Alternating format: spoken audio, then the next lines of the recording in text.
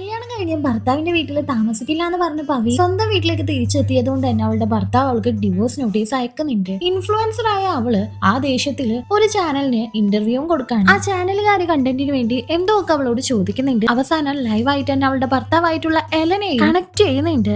അവര് രണ്ടുപേരും സംസാരിക്കുന്നതിന്റെ ഇടയിൽ എലൻ ഇതെന്തിനാണ് ഇത്രയും വലിയ ചർച്ചയാക്കുന്നത്, നമുക്ക് ഒന്നിച്ചെന്ന് സംസാരിച്ച് തീർത്താ പോരെ എന്ന് ചോദിക്കുന്നുണ്ട്. എന്നാൽ ഇത് കേട്ട പവിക്ക് ദേഷ്യം വരാണ്. കാരണം ഡിവോഴ്സ് നോട്ടീസ് അയച്ചിട്ട് ഒന്നും അറിയാത്തതുപോലെ അവൻ അഭിനയിക്കുന്നതാണെന്നാണ് പവി വിചാരിക്കുന്നത്. പക്ഷെ ആക്ച്വലി അങ്ങനെ ആയിരുന്നില്ല.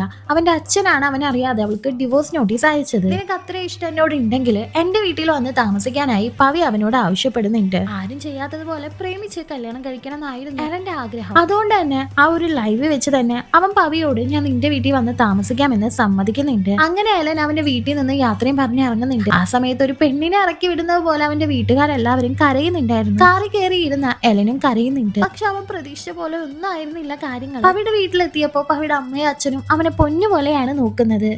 TV വെച്ചു കൊടുക്കാൻ അച്ഛനും മട്ടൺ സൂപ്പും ചിക്കൻ സൂപ്പും ഉണ്ടാക്കി കൊടുക്കാൻ അമ്മായി അമ്മയും ടേബിള് നിറച്ച് ഫുഡ് ഐറ്റംസ് ഒക്കെ മരുമോനക്ക് വേണ്ടി ആ ഒരു അമ്മായിയമ്മ ഉണ്ടാക്കുന്നുണ്ട്. അവനക്കൊന്ന് കൊതുക് കടിച്ചിട്ടുണ്ടെങ്കിൽ അപ്പൊ വരും കൊതുക് തിരി കത്തിച്ചു കൊടുക്കാൻ. AC അരമണിക്കൂർ മുന്നേ ഓൺ ആക്കി വെക്കും തണുക്കാനായിട്ട്. ഹീറ്റർ വർക്ക് ആവുന്നില്ല എന്ന് അറിയുമ്പോഴേക്കും അമ്മായിയമ്മ ചൂടുവെള്ളം തിളപ്പിച്ച് കൊണ്ടുവരല് കഴിഞ്ഞിട്ടുണ്ടാകും. പക്ഷെ അവന്റെ അമ്മക്ക് അവന്റെ കാര്യം ആലോചിച്ച് സമാധാനം ഇല്ലാത്തതുകൊണ്ട് അവനെ വിളിക്കുന്നുണ്ട്. ആ സമയത്ത് അമ്മായിയമ്മ എന്നുള്ള പേരൊക്കെ പോയിട്ട് അവനിപ്പോ അമ്മ എന്നാണ് അവന്റെ അമ്മായിയമ്മയെ വിളിക്കുന്നത്. അമ്മ നല്ല ബിരിയാണി ഉണ്ടാക്കിയിട്ടുണ്ടെന്ന് അവന്റെ അമ്മയോട് അവൻ പറയുമ്പോ അവന്റെ അമ്മക്ക് നല്ല ദേഷ്യം വരുന്നുണ്ട്. പിന്നീട് ഒരു ദിവസം ആ വീട്ടിൽ അവൻ വെറുതെ ഇരിക്കുന്ന സമയത്ത് അയൽവക്കത്തുള്ള ഒരു ആന്റി എന്തോ പായസോ മറ്റോ അവനക്ക് കൊണ്ടുവന്ന് കൊടുക്കുന്നുണ്ട്.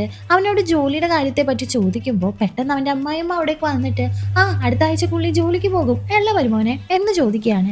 അതായത് ആ ഒരു അമ്മായിയമ്മക്ക് അവൻ ജോലിക്ക് പോകാത്തതിനെ കുറിച്ചിട്ട് ഇപ്പോഴും ഒരു ചിന്ത വന്ന് തുടങ്ങിയിട്ടുണ്ട്. അവയ്ക്കിപ്പോ അവൾ ആഗ്രഹിച്ച ജോലി കിട്ടുന്നുണ്ട്, നല്ല സാലറി ഉണ്ട്. അതിന്റെ പാർട്ടി എലന്റെ ഫ്രണ്ട്സിന് കൊടുത്തോണ്ടിരിക്കുന്ന സമയത്ത് എലന്റെ ഫ്രണ്ട് അവന്റെ ജോലിയെ പറ്റി ചോദിക്കുകയാണ്. അവൻക്കും ജോലി കിട്ടോ ഇല്ല എന്നുള്ള ഒരു സംശയം വന്ന് തുടങ്ങുന്നുണ്ട്. അതുകൊണ്ട് അവനക്ക് ജോലി ഓഫർ ചെയ്തിട്ടുള്ള വിശ്വനാഥൻ സാറിനെ അവൻ വിളിച്ച ജോലിയെ പറ്റി ചോദിക്കുകയാണ്.